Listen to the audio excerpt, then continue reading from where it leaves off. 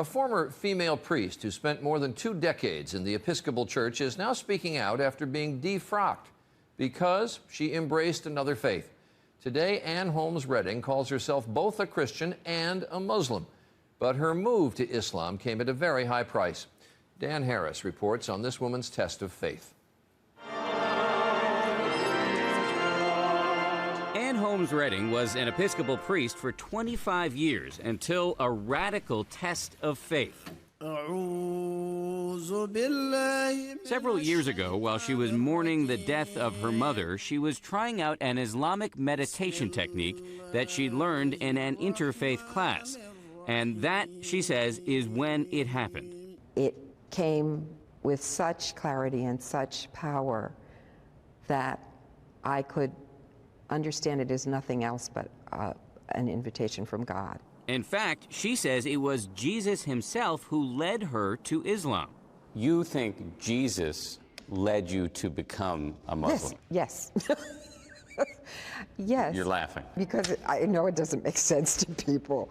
Now, Redding not only prays in church, but she also prays 5 times a day to Allah. In Islam, Jesus is viewed as a prophet.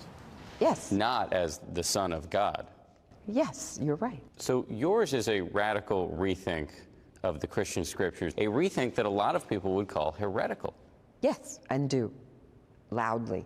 This spring, the Episcopal Church revoked Redding's right to be a priest. Being defrocked, I would imagine, was a pretty traumatic experience.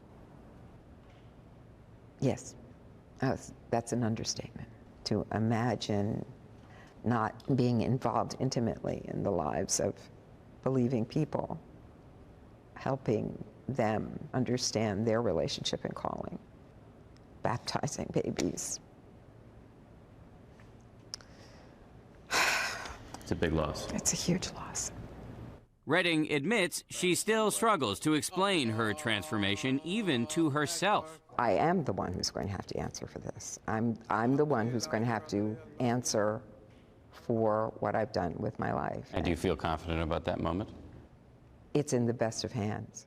Dan Harris, ABC News, New York.